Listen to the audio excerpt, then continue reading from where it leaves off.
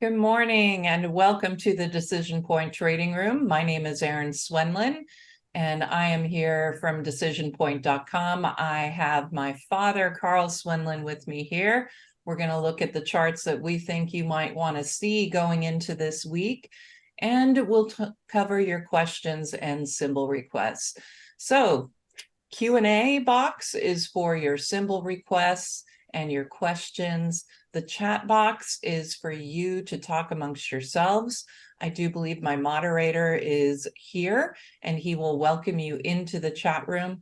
Just be sure when you send a chat message that you use the drop-down menu above the comment to send it to everyone. Otherwise, it just goes to us here as panelists and we don't monitor the chat room.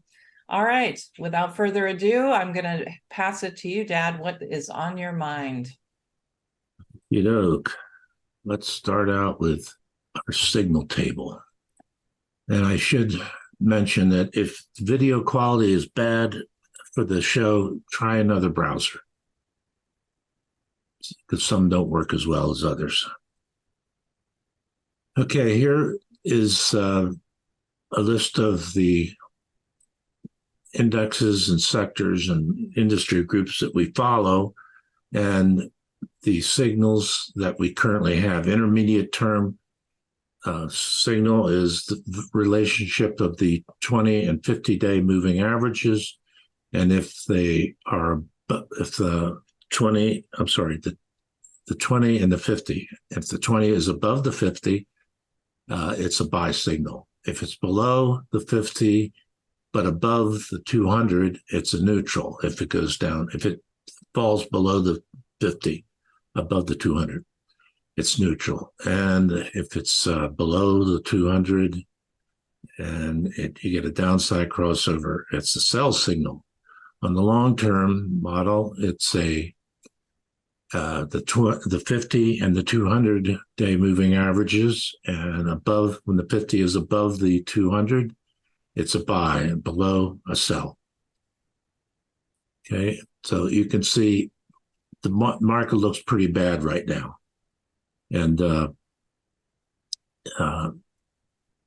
only good thing about that is it could be as bad as it's going to get. That's the upside of the downside. Okay, let's try another share here. Let me get over to my charts. Okay, here we have the SPY, S&P 500 ETF. It's been a bad 2 weeks for the broad market, the large cap stocks. Today, we're getting a bounce. Friday, it looked like it might close up, but it sold off toward the end. So today, we're getting a bit of a bounce. I'm not expecting too much to come of it. I think if we do close up, you can still say it's up, the market is up, but it's still in this downside cluster. So it's not showing a lot of promise. And I think that the volume, if it closes up, will be lower than the 1 year daily average, which is what this line is here. Let's look at one of the indicators here. We have the ITBM and ITVM. That's IT breadth momentum and volume momentum. They have gotten pretty oversold. Probably, the most oversold, the second most oversold within a 3-year period. And you'll notice as prices got bottom beneath the bottom, here we have a bottom above a bottom, which is a positive divergence on both volume and breadth. And that's encouraging. I mean, it should be encouraging. But I think we're back in a bear market. Here's the all-time high over here at the beginning of 2022. And here is a leg to put us in a cyclical bull market and it never exceeded this top. So we have a top beneath the top now. And in the longer term, we need to get a bottom beneath this bottom to actually establish a declining trend. With the short term, let's put the short-term indicators up against the intermediate term. Okay, here's the intermediate term, which we just looked at. And here, the short term, you'll notice there's a positive divergence versus price. So this started up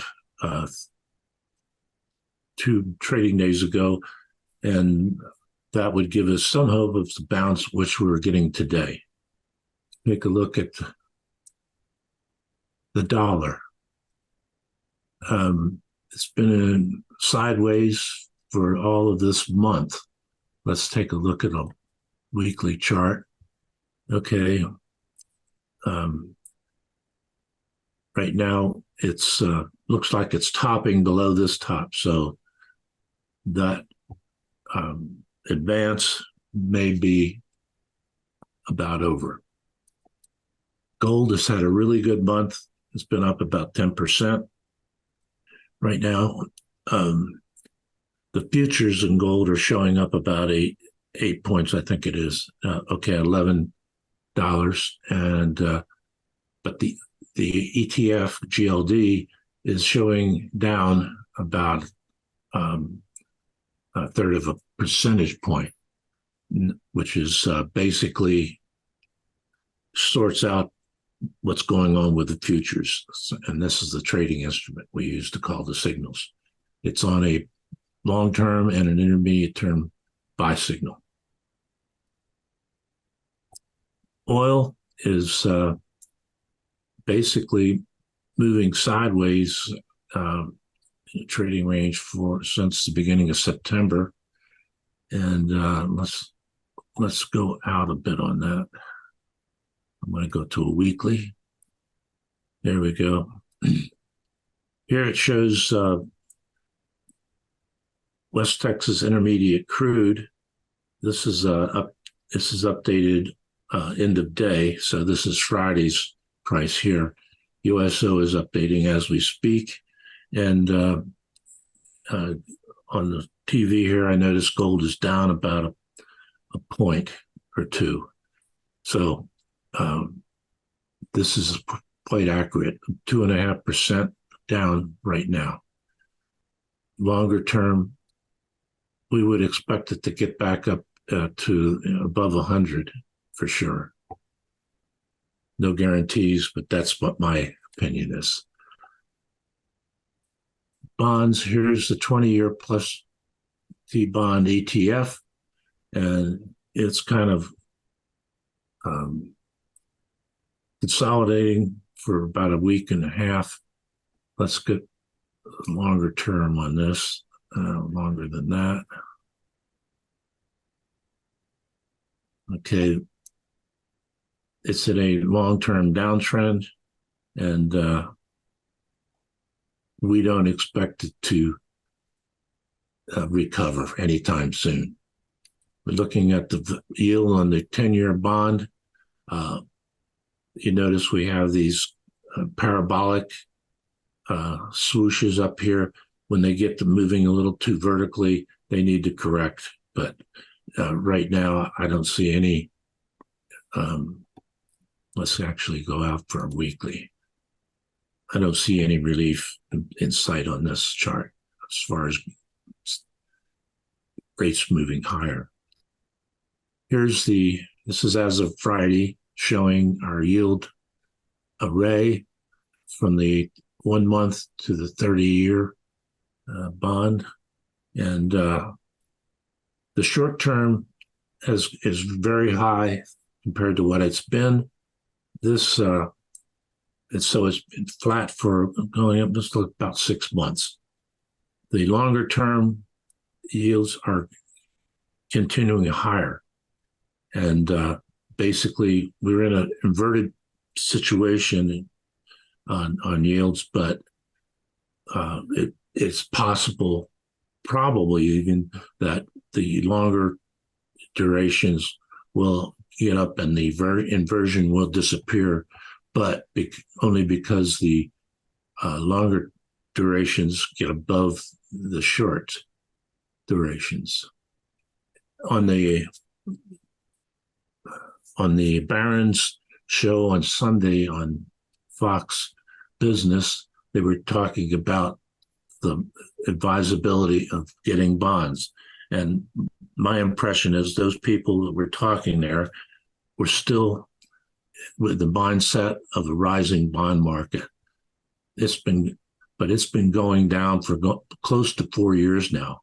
The bonds have been declining. And these are sharp down legs and then sputtering rallies, and then sharp down legs, sputtering rally, and we're on another sharp down leg. This is, I don't know how fast, but how low they're going to go, but I think that's what our mindset should be. Now, you can own bonds, but remember, if you hold to duration, you'll get your principal back plus your interest. But if you try to trade them, they're going up and down. So it may, depending on your time frame, you may or may not want to have anything to do with bonds. I think the notes and bills are very excellent right now, for me, in my opinion. Bitcoin is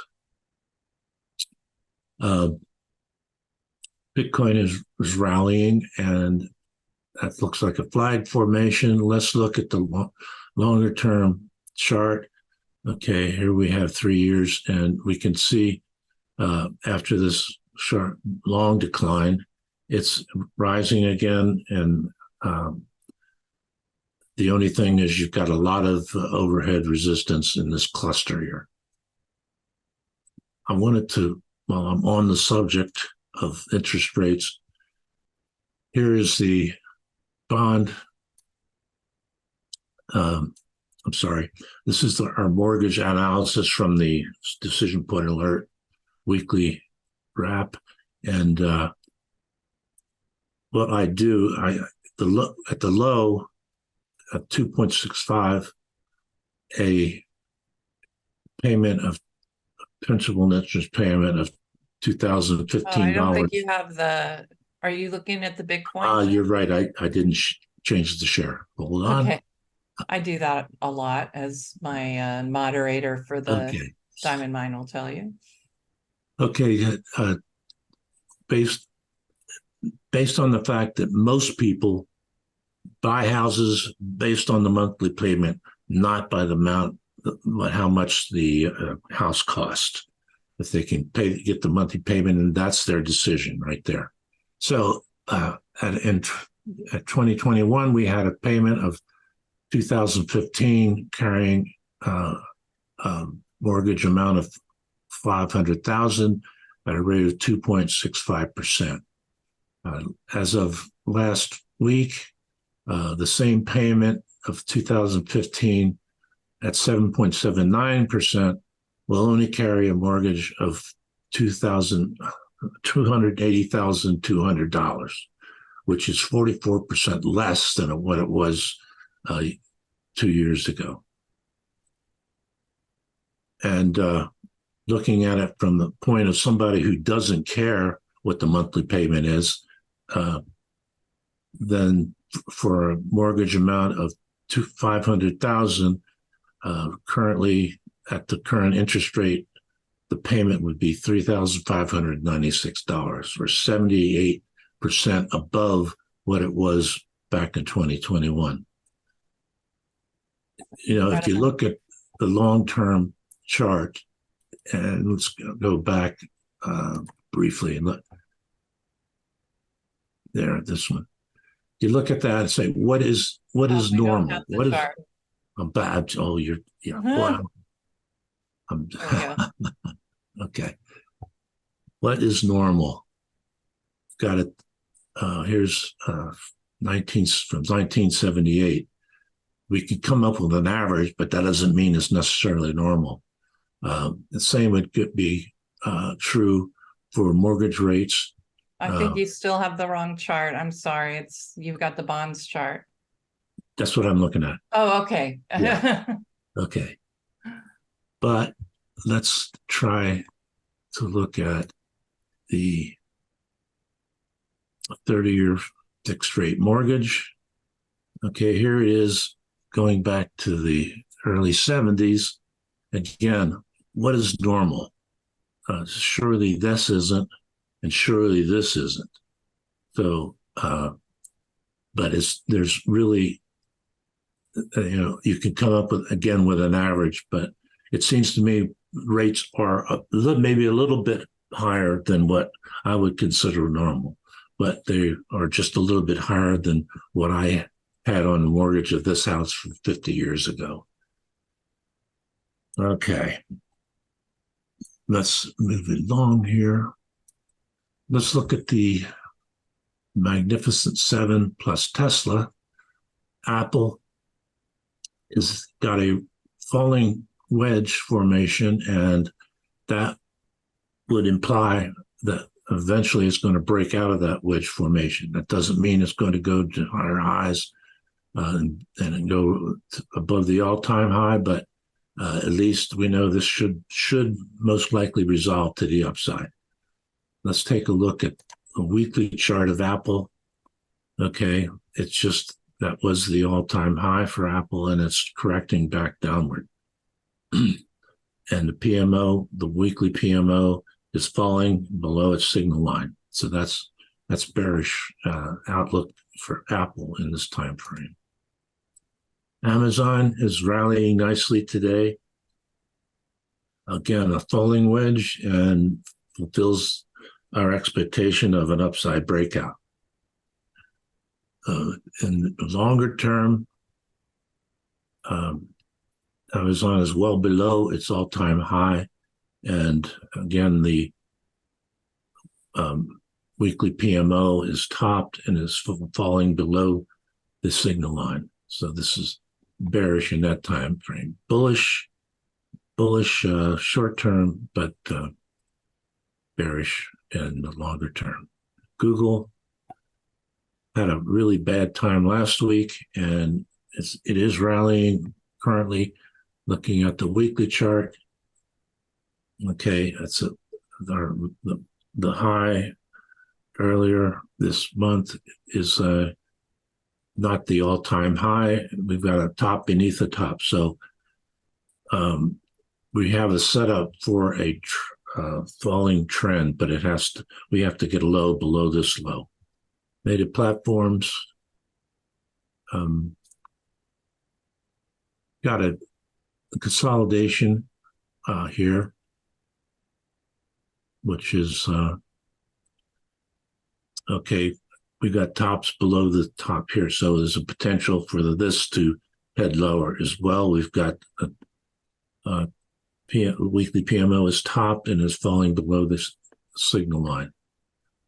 So they may look positive in the shorter term, but I really urge everyone to keep an eye on the longer term charts. Microsoft rounded top, and it's broken out of that tendency there. So maybe we're going to get this high here will be exceeded. Maybe we're going to run into a longer term consolidation. Looking at the weekly, okay, so we're below the all-time high now, and with the potential, well, we have a top beneath the top and a bottom beneath the bottom, but that trend has been broken, and so we have a possibility we're going to start a rising trend. The PMO, the weekly PMO, is topped, falling below the signal line, but you can see it's decelerating and possibly will turn up. So there's Microsoft is looking somewhat positive. Netflix, we had a really good jump 2 weeks ago, and but it did not exceed, was not able to break above this declining tops line. Let's take a look at the weekly. Okay, this top is well below this top, and this trend has been broken. I would be looking for, well, wait a minute. The weekly PMO, excuse me, is falling below the signal line, but it is trying to turn up. So possibility of turning more positive. Video around the top, not looking very positive. The daily PMO is below the zero line and falling. And again, on the weekly, okay, it's been at all-time highs this year, but there's your around the top. The PMO, weekly PMO is top and it's falling below the signal line. It's a negative picture there. Wanted to show everybody the small cap stocks. Here's the S&P small cap, S&P 600 small cap. Notice it hit its all-time high back in last year, in October of 2021 is when it was. So it's not last year, the year before. Anyway, and it's been moving sideways for about a year now. And if you're a fan of the Russell 2000, we've got the same picture there. As far as trading vehicles, one of these may be better than the other at any given time. So you just have to run a relative strength if you're trading the small cap indexes. And let's see, have I forgotten anything? You covered quite a bit this morning. Yeah, one of the things you wanted me to mention was this, to discuss the term blowout and blowoff. Which actually comes in well because we did get a question about volume, and it's a big question that I could spend a whole session on, but blowout and blowoff volume's a good start in there. But he wanted to know how to interpret volume when a stock or an index makes a move up or down with higher versus lower volume. So what does it mean if you have a high volume or a low volume move? And the direction of that volume, up or down? Well, it's kind of like reading tea leaves. Yes. But here, for example, let's take let me get an inspection. Let's take the high volume we had. Notice the high total volume is what we look at mostly for the S&P 500. It was well above the 1 year daily average line. And that was when we had a solid down day. And is that a blow-off? Blowout. Blowout is down. A blow-off is when you have high volume on the upside. And the question would have been, that was on Thursday, is that a blowout? It was possibly. And when the market opened the next day, it was up and it looked like we were going to get a bounce. However, it didn't happen. We ended up closing down. But again, you have to look at here we have, now that's option expiration volume there. That's not a make a deal. Here's a high volume day. Got it there. And not telling me much because we didn't get much move in either direction. So it's again, you have to take a look at it and see what's happening. We check with this on our climax assessment chart. This is one of the places where we look at this every day, and again, we're looking at potential when you got higher than normal volume and worse or better than average price advance. So the higher on an up move, the higher the volume is above the average, the more chances it's going to be a blow off. Here's one right here. I already showed you that. No, that's not a good example. But so yeah, so the idea is then that if you get kind of a really strong move and it's accompanied by really high volume, it's typically telling you something.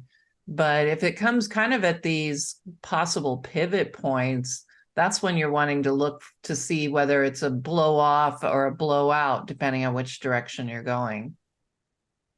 Yeah. Here on Friday, we had a potentially a blow off. Yeah. A blowout. Blowout. We had, but it wasn't, the volume wasn't as high as it was on Thursday, but we had climactic readings on the indicators. So on three of the relative indicators. And so again, that's a potential blow out to the downside, which would possibly give us a bounce the following trading day. And there you have it. All right. I think you covered it all. Do we have any other questions? Did you notice? Let's see. Let's see. There is okay. Something about stock charts. There's TYX and then there's also the UST 30-year. What is the difference, as both are yields? So the question is what's the difference between TYX and UST 30-year? I think they're both 30 years, aren't they? I think they're the same. Yeah. Yeah. They should look the same. It's just a different way to name them. How were those? Okay, we use 17 and 43 week EMAs, and they're questioning why we chose those. Okay, I picked those to approximate the 20 and 50-day moving averages on the, maybe the 50 and the 200-day moving averages on the daily chart. So if you were looking at a weekly, you would have a rough idea of what it would look like on a daily chart. Okay. That would be the last question that I can see. Okay. Tesla. I did skip Tesla. Let me do that. Ah, yes. Tesla's not doing very great.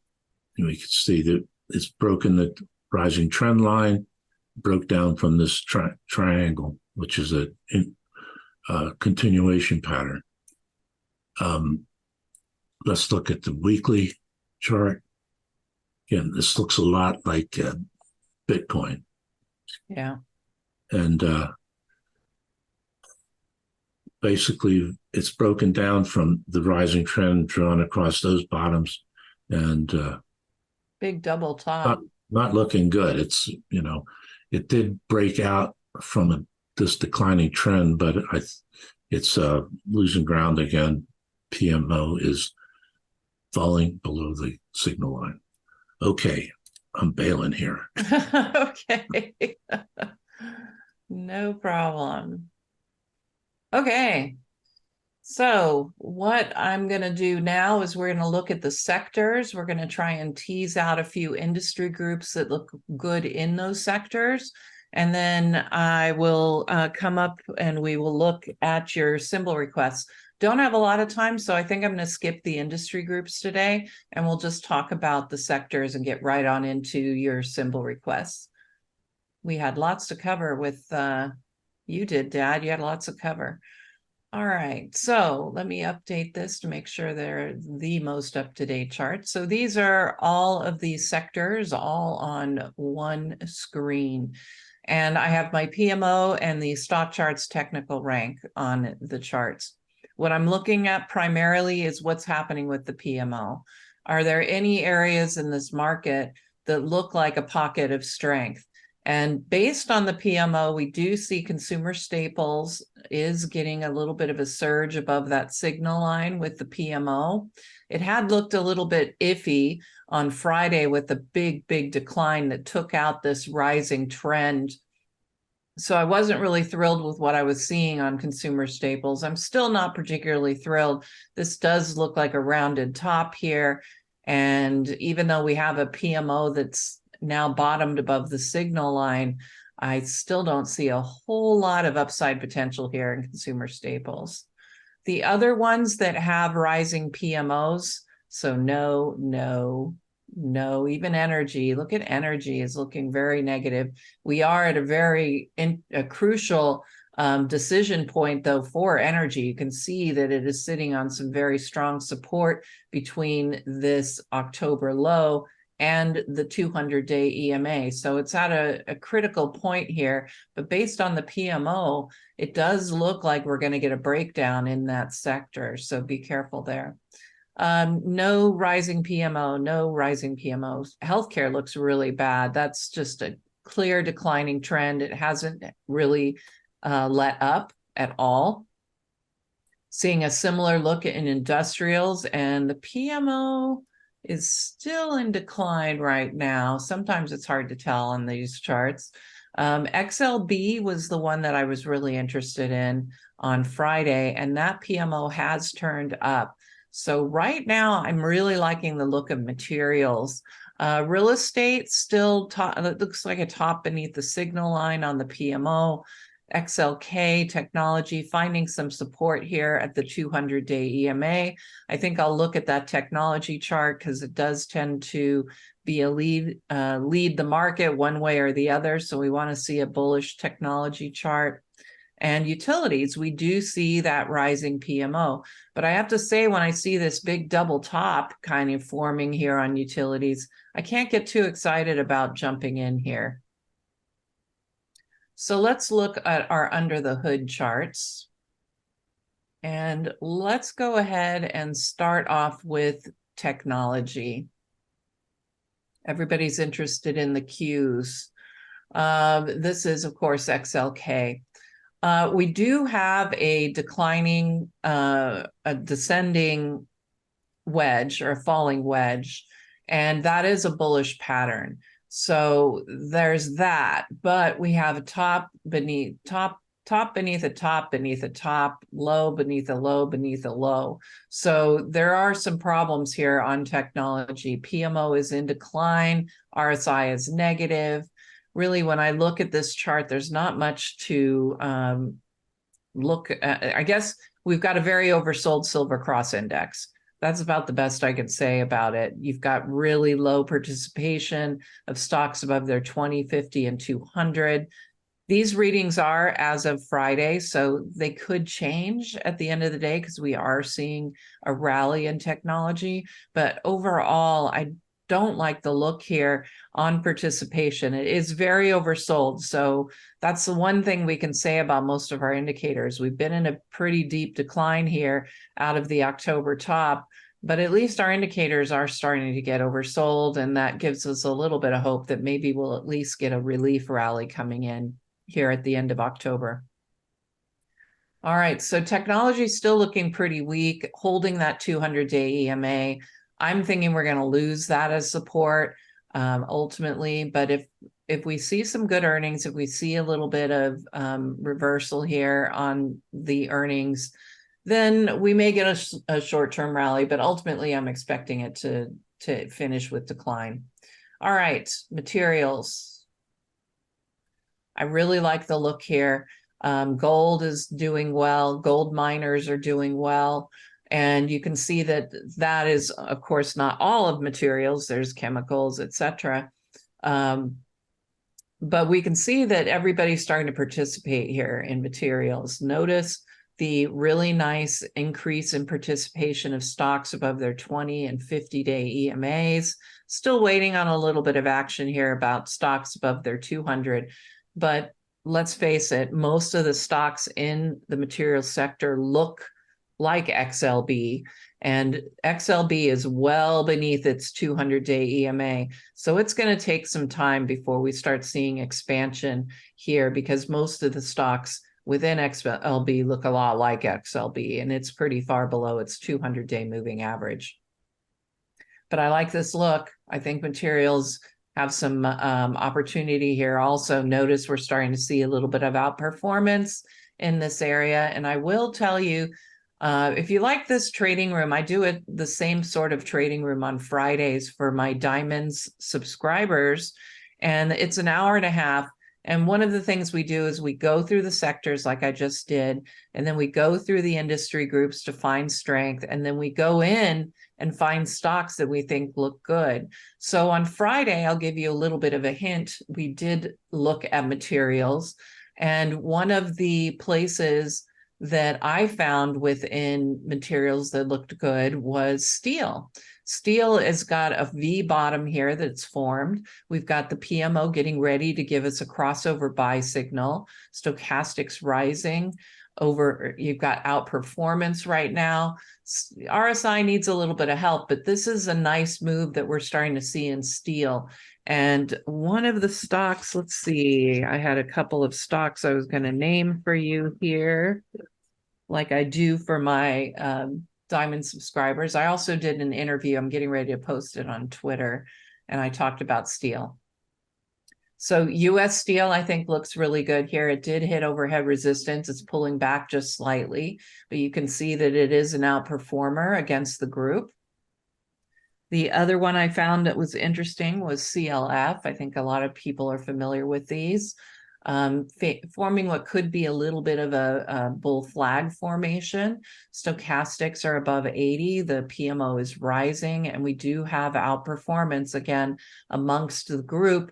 You want to find those stocks that are strong relative performers to the group itself. I mean, you know, the group is doing well right now, but we want to find those stocks that are doing well in the group so that we find that relative strength and hopefully a stock that's going to continue to outperform. So there are two stock symbols that I found on Friday that I thought looked interesting.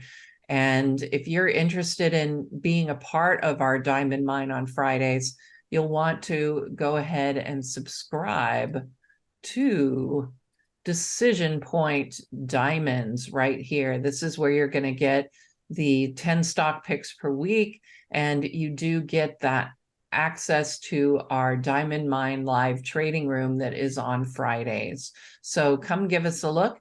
If you are interested in trying us out, I did put the coupon code DPTrial2 in the chat room. So if you want to go in the chat room and write down that coupon code DPTrial2, you can try out any of our products for 2 weeks for free using that coupon code. All right, let's go ahead and jump into some symbol requests. I want to make sure we have some time to cover them, and let's see what's our first symbol out of the gate. I have a question here. Are your charts available on StockCharts? If so, where? Yeah, okay, so this is a good question. So yes, all of these charts are available, but they're not available on StockCharts per se. StockCharts does have, you have the ability to create them with our indicators, but if you want the charts that we have, you need to subscribe to us. You can go to our blogs and links page, and here's where all of those charts are going to be listed. So those under the hood charts that I just looked at for the sectors are all in here, as well as with our index charts. So you can go in and look at the ones that you want to look at. Certainly plenty to go through, and the sectors begin here. at 101, and you're going to be able to see all of those as we showed them. But they're available, but you have to create them yourself on StockCharts.com. So I would say that yes, the indicators are available there, but the actual charts themselves, you're going to need to subscribe to our website. And again, gave you that coupon code DPTrial2, and you can go in there and take a look at those charts, the ones you want to look at, not just the ones that I show. Okay, first symbol is DKS. All right, Dick's Sporting Goods. I'll have to tell you that I'm not really a fan of consumer discretionary with inflation and all of the problems. Not to say that this sector can't find strength, but it's really at a disadvantage. And I think that that's going to put a damper on most of the stocks you're going to see within that sector. But there are pockets of strength in every sector and every industry group usually. So we can still look at stocks, obviously, in this area. I do see that the PMO is trying to turn up above the signal line, which is very positive.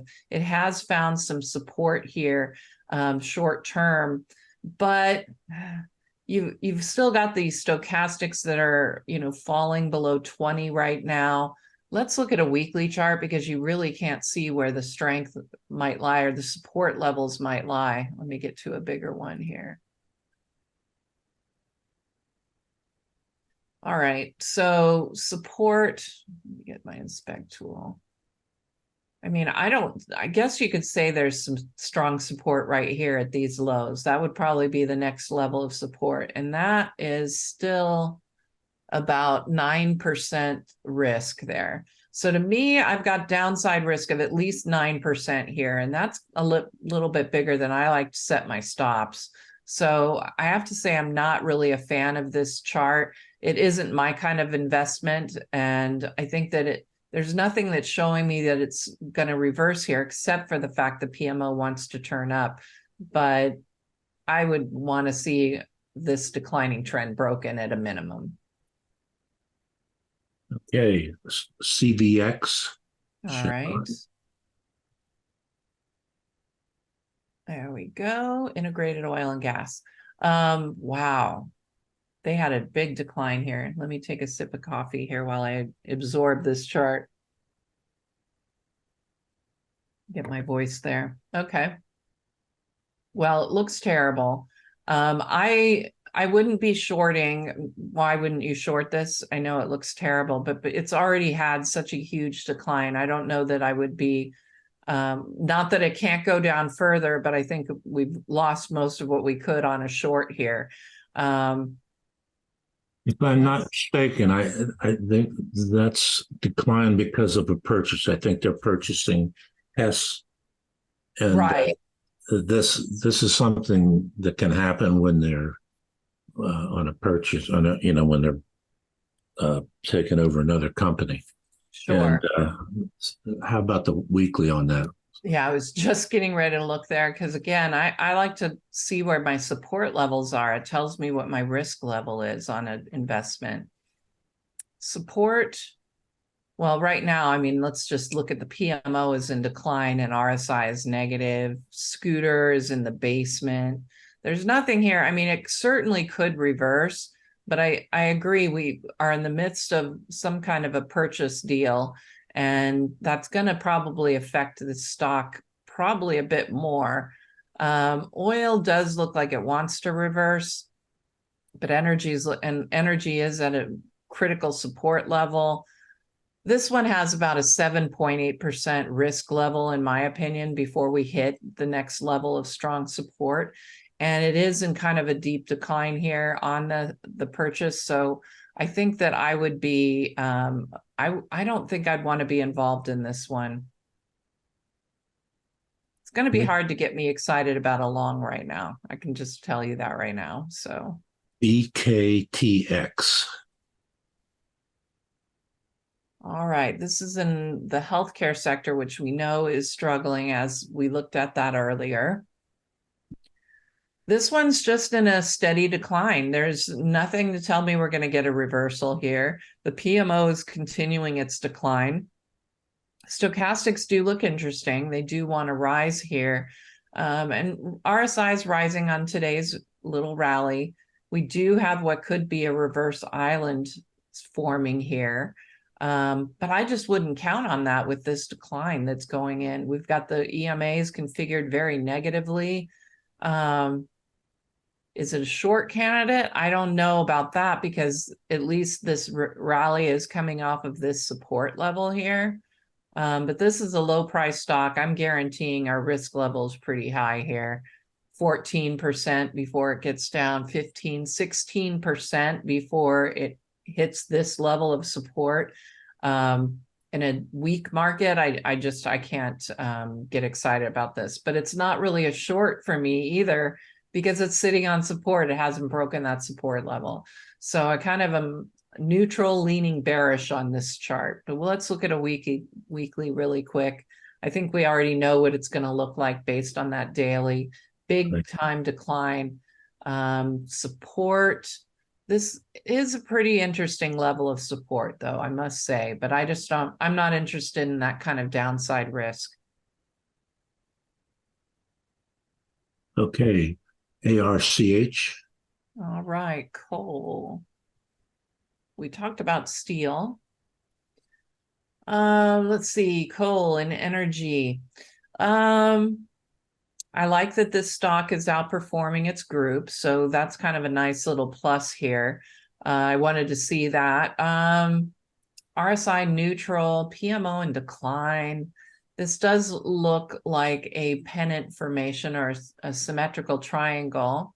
And those are continuation patterns. So we should look for it to continue the prior trend that it was in, which was up. So it does have a little bit of a bullish bias. You've got the 20 above the 50 above the 200-day EMAs, and it is bouncing off the 50. This, of the ones we've looked at today, this one does look a little bit more appealing. The weekly chart, PMO is rising. It's not like I guess this is a pretty strong support level right here. So it is bouncing off that support level currently. And RSI, weekly RSI is positive. So I think this one does have merit. If we go to a 5-minute candlestick, and I'm bringing this chart up for trading purposes only. This is not where we go and decide if we want the stock. This is the chart that we go to when we're ready to buy the stock or when we're ready to sell the stock. This is the chart I go to looking for the buy and sell points. The buy point is when the 5-minute PMO has a positive crossover in conjunction with the positive RSI. So our last buy point, there's your crossover, but we have to click over until we get here where we have a positive RSI. So this is your buy point right there. Sell points are when the PMO just turns over. And typically when the PMO turns over, it's going to get you out at a pretty decent area. So at this point, we are seeing the PMO. It's trying to top, so it's getting ready to hit a sell point. It is getting close to where the prior buy point was. So you could go off of that to determine when you want to get in. But if you have the time and you watch it get to that level and the PMO is still in decline, you might as well wait and see if you can't get an even better buy point. But that's the purpose of this 5-minute candlestick chart. If anybody wants the chart styles for my 5-minute candlestick, my daily chart that I use, either this one or my writing daily chart, which is this one, and the weekly chart, I am happy to give you those. Just send me an email, Erin@DecisionPoint.com, and I'll send you a copy of these charts, and then you can save the chart style and use these little buttons for yourself. Okay, FMX to buy. All right. I can see this one. You've got a PMO buy signal. Nice breakout above all the key moving averages. We've got the 5-day EMA moving above the 20-day EMA, positive RSI. So we've got a lot of check marks in the box of the bullish side. So I like the look of this one. Support. So we wouldn't be able to use this as a support level. And it does mean that we do have about a 10% downside risk but there's also support here. And so that's where I would consider my stop to be, right in that 4.5 to 5% level. So I think you could have a pretty nice little stop here on this one. Let's look at the weekly. It is on very strong support right now. It hasn't stopped on this support yet. It is still in decline.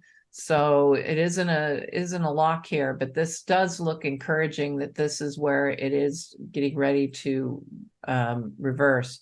But that PMO tells me to be careful. We might end up with a breakdown here certainly in the intermediate term. I'm sorry, how did we get to Ford? Oh, we're on Ford. I don't know how we got to Ford. Was FMX? We're talking. Let's go back. Which one was it? FMX. FMX. All right. Let's go back. That's where we started. I know. I don't know how that happened. There we go. Ford looked a little interesting, though, I have to say, on that reversal spot. Here's our strongest support level, but it's already bounced off of the 43-week EMA, so that's a positive. And positive RSI. I'm not really thrilled with the way that the PMO is in decline, but it is decelerating on this rally. So I think this one does have merit. You can also see a nice scooter value of 90. So that looks pretty good too. We go to the 5-minute. Not at a buy point. We're actually coming off of a sell point where the PMO turned over back in here. So it's still on its way down. I would expect you're going to get a better buy point on this one.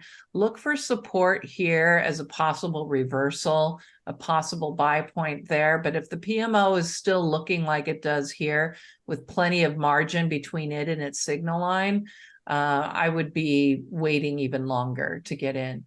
Possibly one of the things you could do is when you find the last buy points, like here, that would be the last buy point. Was right there, right on support, which is where I'm looking. But you can look at that last buy point, set your limit order if you don't have time to stick around and watch. But I think that usually if you use this chart to set your buy and sell points, you're usually going to do well. Okay, JPM.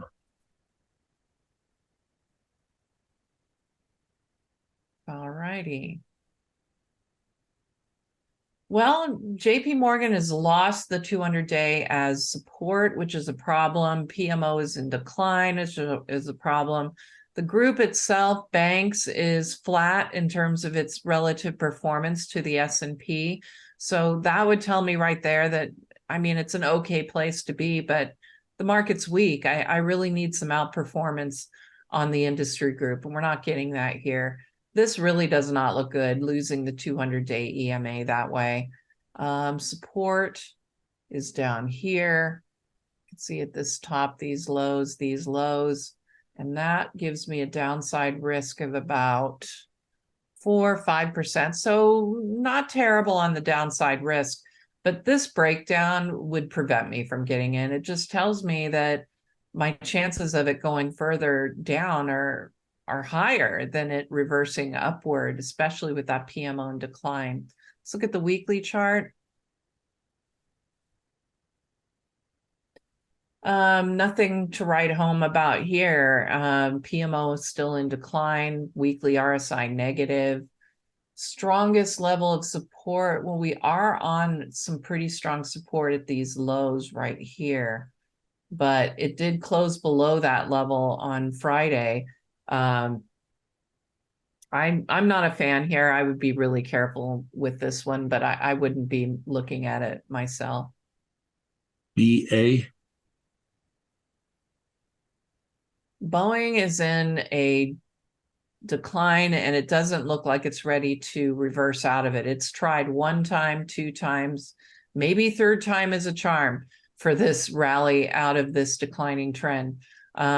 The PMO is giving us a buy signal. We had that back here, though, and it was a fake out breakout. This does look like a bullish engulfing candlestick, though. Stochastics are rising, but are below 20. Here's the big problem. If you're going to be in the aerospace area, you might want to look at a different stock just because the relative strength here is moving lower on Boeing in comparison to its industry group. So that tells me that there must be other stocks in there that are outperforming the industry group. And that would be great because the industry group is starting to outperform itself. And it's not doing much for Boeing. Boeing is staying in line with the S&P because it is underperforming the S&P. So that's a bit of a problem for me. I don't see support except for right here on the daily chart. So I have to go to a weekly. Support, we are sitting on support. That looks like pretty strong support on the confirmation line of this prior double bottom, which did take a long time, but it did actually finally fulfill up here. PMO is getting ready to hit negative territory. Negative crossover, the 17 and 43 week. I'm not a fan here of Boeing. I think we could find better choices within that group if you're interested in the group. Okay, SLV, silver. All right. I see we're getting down to the end here. Yeah, we've got. Right. Well, gold is looking pretty good, and I'd say silver should enjoy a bit of a rally as well. This looks like a reverse. There's your head, left shoulder, right shoulder. So that's kind of a nice little basing pattern for it to come out of. PMO is now in positive territory. Stochastic's turning up. I like silver here. I think that we're going to see it move higher. We've got to get up to this top that it had before. It's about a 12% gain. So I see that as a possible gain. You could set your stop pretty thinly at about 4.5%. Looking good for silver. CLF and X are in merger talks. Oh, dear. Different kind of trade. All right. Well, I did have one more stock in that area. What was it? It's not one that I normally... ASTL. So another choice in the steel area, ASTL.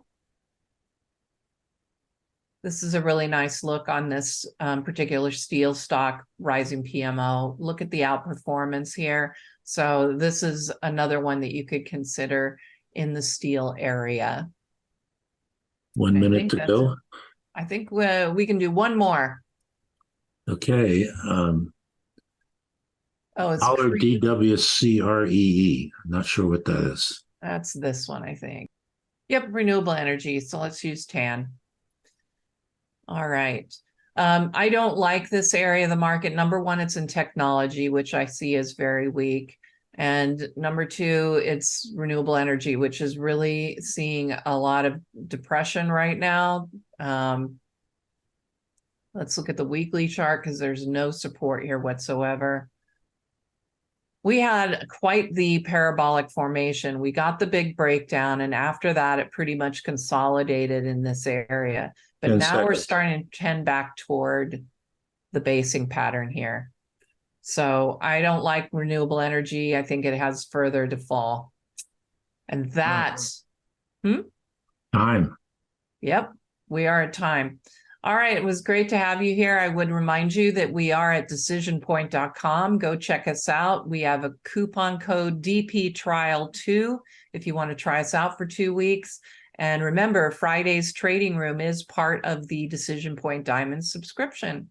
That's all we have. Good luck and good trading.